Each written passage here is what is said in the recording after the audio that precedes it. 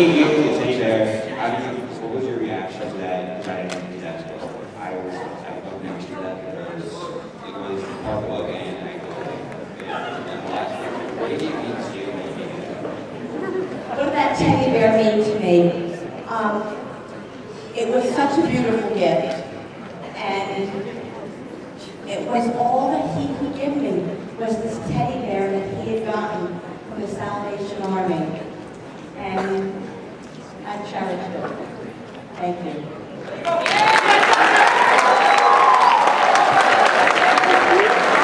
And Michael has a question.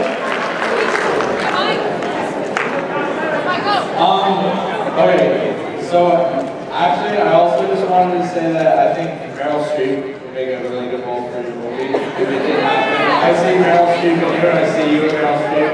That's the thing. I didn't really have an immediate question right away. I thought I was just going to share that.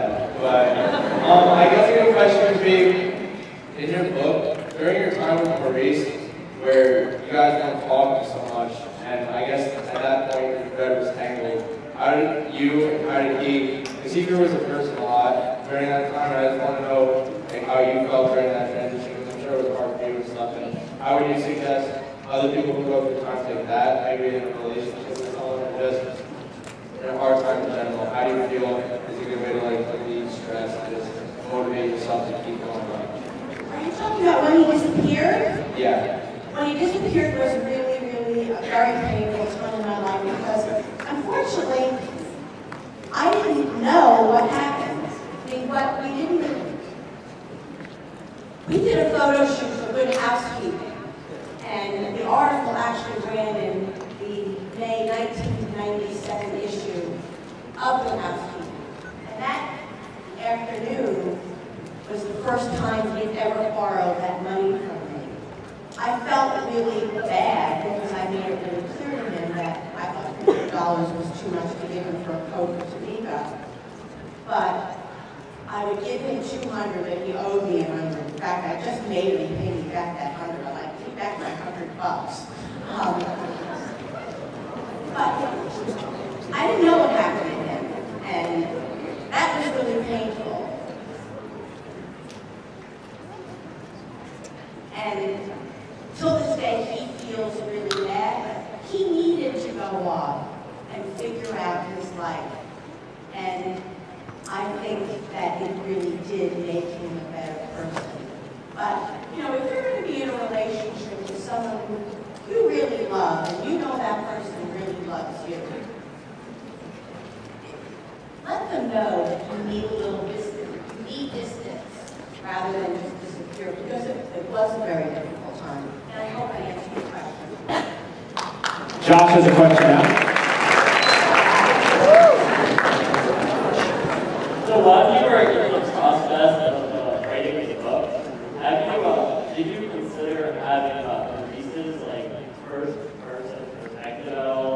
And if so, why did you ultimately decide not to do that? Okay, good question.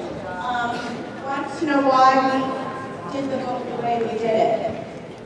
First of all, I had decided that I thought about this for a very, very long time. So I wrote the book. I wrote 175 pages, and then I got a co-author, Alex Krasinowski. And you know, it's interesting because people have said, I wish that you had more of Maurice's voice in it. Every chapter that was Maurice related to, he actually approved and read prior to.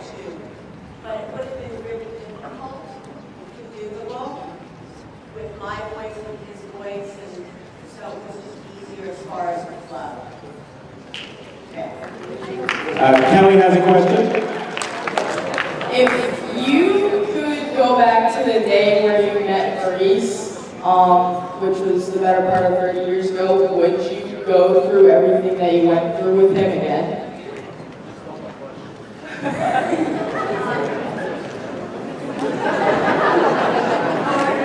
Sorry, Casey. Did everybody hear that question? I would. If you could go back to the day that you met Maurice, would you go through everything that you went through with him all over again? I absolutely would. And, you know, you could say, how were you not nervous? It never dawned on me. I do believe that Maurice was meant to be in my life. However, what I would have done over, and the part of the book that I have to say that I am the most embarrassed by, was the very first Christmas when I got married, or when I moved in with Michael, and Maurice did not. When I wrote that part of the book, it actually really made my stomach sick. But I had to be true to the story and true to myself, and I had to basically tell the truth. But that is the only part that I would do over. And what I would say to all of you in this room, you know, said in my speech, you know, as Confucius said, follow your heart. I did not follow my heart with that decision. Now, that's not to say that it wasn't a really painful decision for me, because I remember it like it was yesterday. And it was 3 days of excruciating pain. But I should have followed my heart, and I did not. And that is the only part about the book that I could redo it. I would do it because I was wrong. Thank you. You're welcome.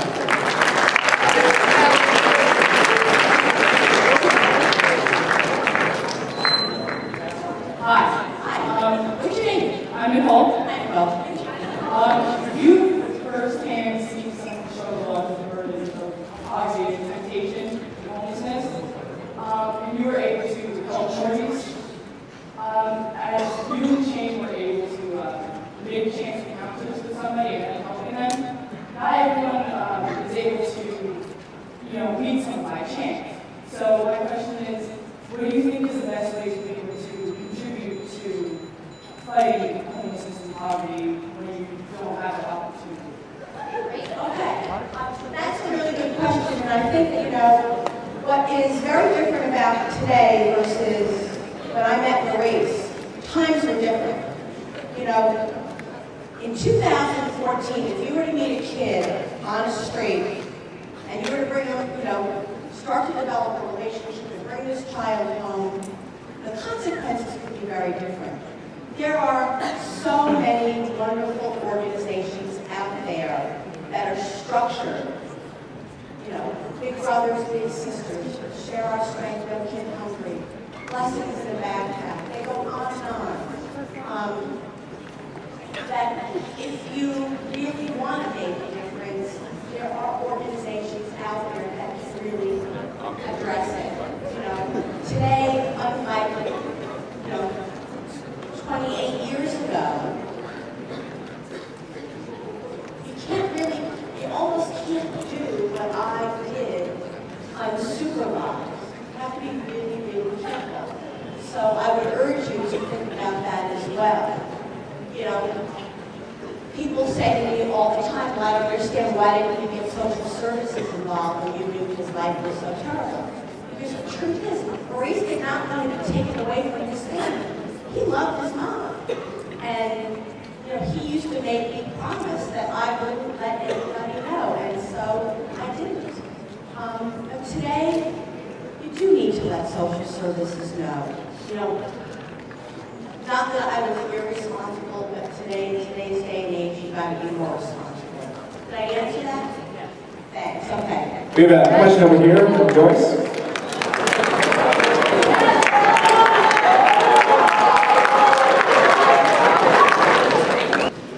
Have you ever forgiven your father for everything you've done in the past?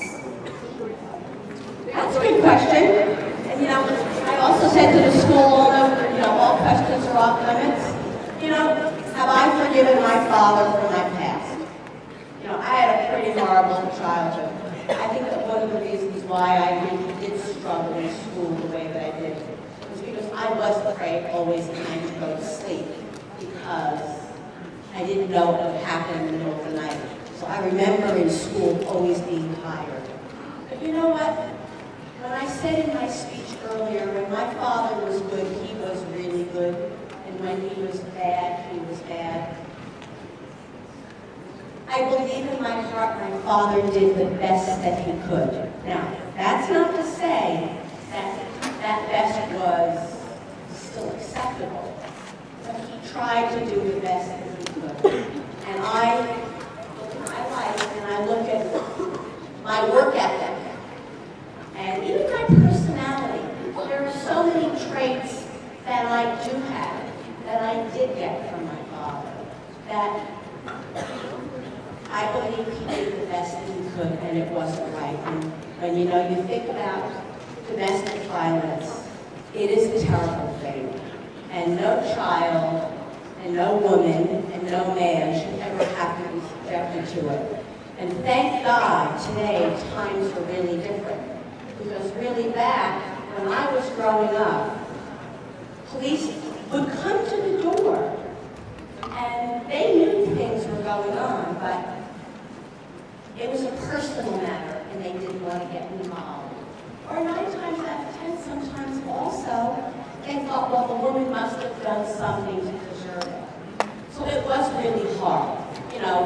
Would I love to have had a childhood that wasn't that? You know what? I truly believe that what you're given in life, my mother used to say all the time, God will never give you more than what you can handle, and I believe that. And you have to look at sometimes the difficult things that are happening in your life for a reason, and they're giving you strength to get through it. So I do forgive my father, yes. Yeah, when you gave Maurice the business card, did he think he would never see you again because he didn't believe in your genuine desire to help him? Did everybody hear that question? Okay.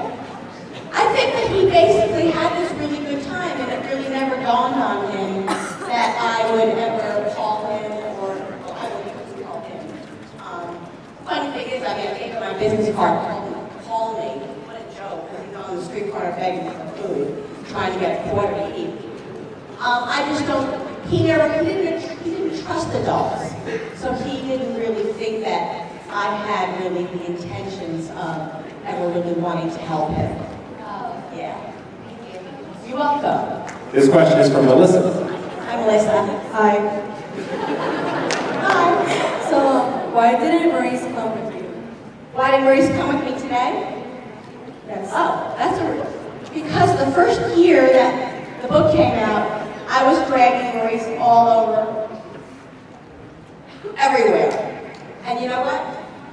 Maurice has 7. They are wonderful kids, but they're 7. And he has to support his kids. And what happened was, the first year, because he was so busy with the book, he got off track with work. And, people think when you're like a New York Times bestseller, you're like making a ton of money. Well, first of all, we divide it amongst the 3 of us because there's me, my co-author, and Maurice. So, unfortunately, we're not making enough money that the book can afford to support him and his 7 children.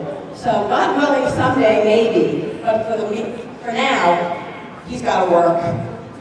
And I tell him every day, you just got to work. That's all you got to do is just work. And he's working hard, which is great. But you know what? It is wonderful when he is able to come, but that's why he's not here, because he's working. Thank you. Thank you. And this is Nikki. I was wondering if you and Maurice are so close and if you hang out with him and his family a lot. Wondering if Maurice and I are still close? And what else? If you're close with his family. Oh, yes, we're actually, Maurice and I are still very, very close. We try to see each other as often as possible, which is probably at least once a month. We talk on the phone, I would say, anywhere from 1 to 2 times a week. I'm very much involved in his family. I mean, Maurice is the son that I never had, and his kids are really kind of my grandkids. I mean, I got to tell you, he still makes me nuts because I'm as on time as the day is long, and he still is always late. But he's very much a part of my life. Absolutely, yes. Oh, yeah. Maddie has a question. People become a product of their environment from when they're younger until they grow up to be adults. You know, that's another good question. Talk about being products of your environment. You know, when I look at Maurice, I think I mentioned this, the first person, I might have mentioned a girl, first person we ever knew that worked. Maurice did not know that his life was a dysfunctional, not normal life. So it is really, really hard to break out of that cycle. That's not to say that you can't, but it is really hard. You know, I look at Maurice's two sisters. Both of them do not do drugs, but both of them have really terrible parenting skills because they had no role models. So Maurice's one sister's daughter actually lives with Maurice most of the time. And Maurice's other sister's son is in jail. So it is hard to break the cycle. But I also believe if there's just one person in your life that believes in you, chances of breaking that cycle is far greater. And there are stories all the time of how kids are able to break away. Maurice hates drugs, hates everything about drugs, and he doesn't even drink. He doesn't drink, he doesn't do drugs, he doesn't smoke. I mean, I know also personally for myself, when I started to date, I never dated a guy that drank. I was so afraid of ever having to live the life, again, of an alcoholic, being married to an alcoholic. But my mother, unfortunately, her mother's father was abusive, and she ultimately married someone that was too. I used to say to her all the time, when she was sick, are you kidding? You have got to get better. You cannot, leave him with us. We can marry him. You can break the cycles, but it's harder. And you need to make a very conscious effort to do it. Thank you. You're welcome. Thank you. This is Jimmy. So, in your book, you talk a lot about... Can you talk a little louder? Sorry. In your book, you talk a lot about the struggles you had as a child with your family, and especially with your father. Looking back on it as an adult, would you have said or done anything differently in the situation? Yeah, no, not here.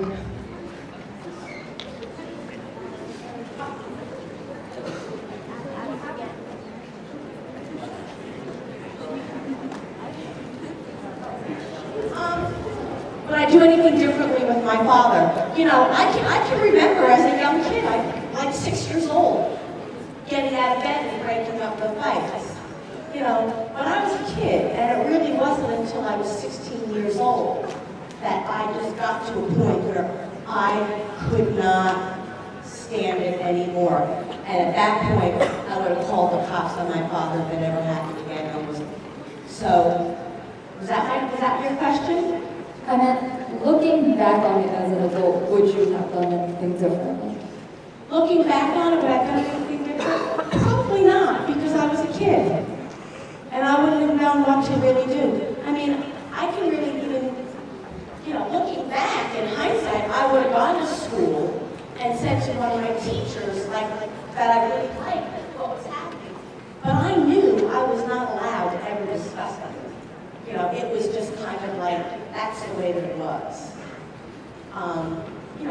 Today times are really different. So yeah, probably looking back on it, I would have done it differently because it was hard. It was very difficult. Yeah. And back there has a question.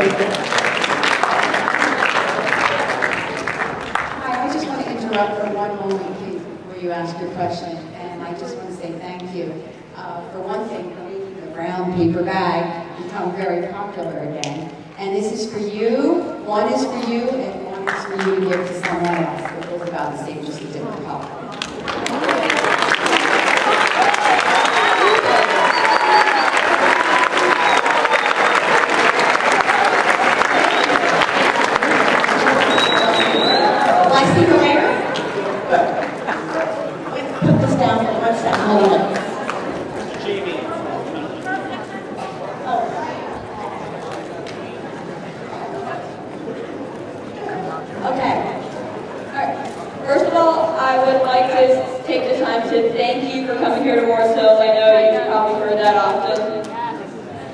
And I'd like to say that I think you are a very strong, independent woman, and for taking in Maurice like that, but you know what I mean, and becoming his mother figure in a way.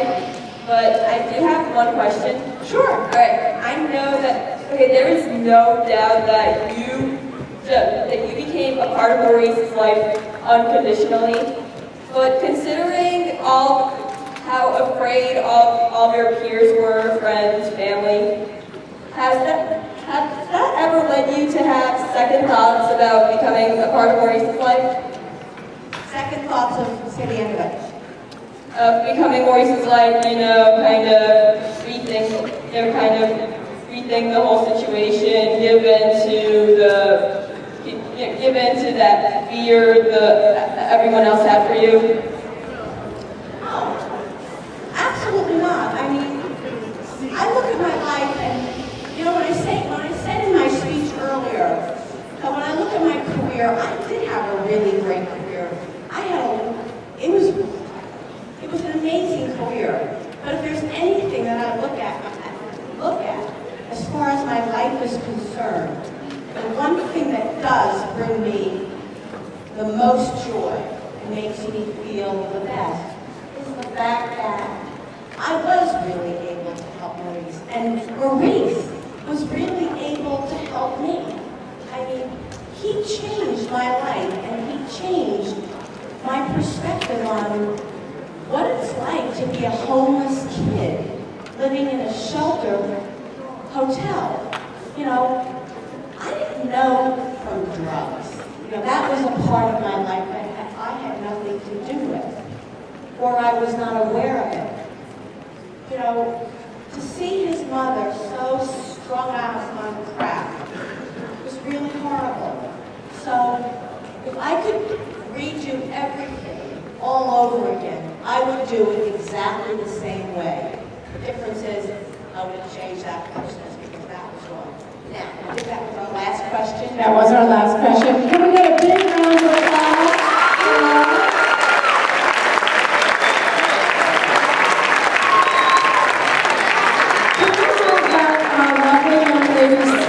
Who asked a really important question about what you can do. Where is she? Stand up. Come here, sweetheart.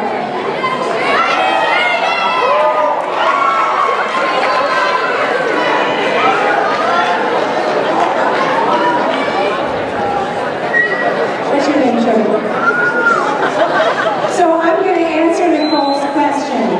What you can do, you have already done.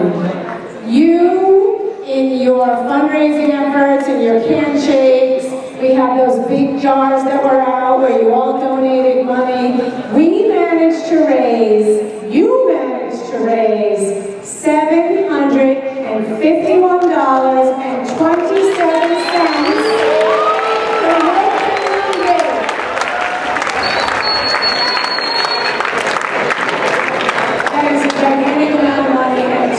Directly to Laura's favorite charity, No King Hungry. That we didn't, it's all right. And thank you so much. Look amazing.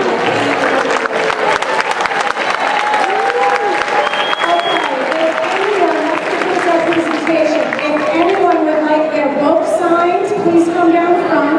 If for some reason you forgot your book, Laura has brought bookmarks and she will be happy to personalize those for you as well. All right, everyone take a seat. We're not done yet. Sit. I know, life is tough. All right, here's everyone's attention up here real quick.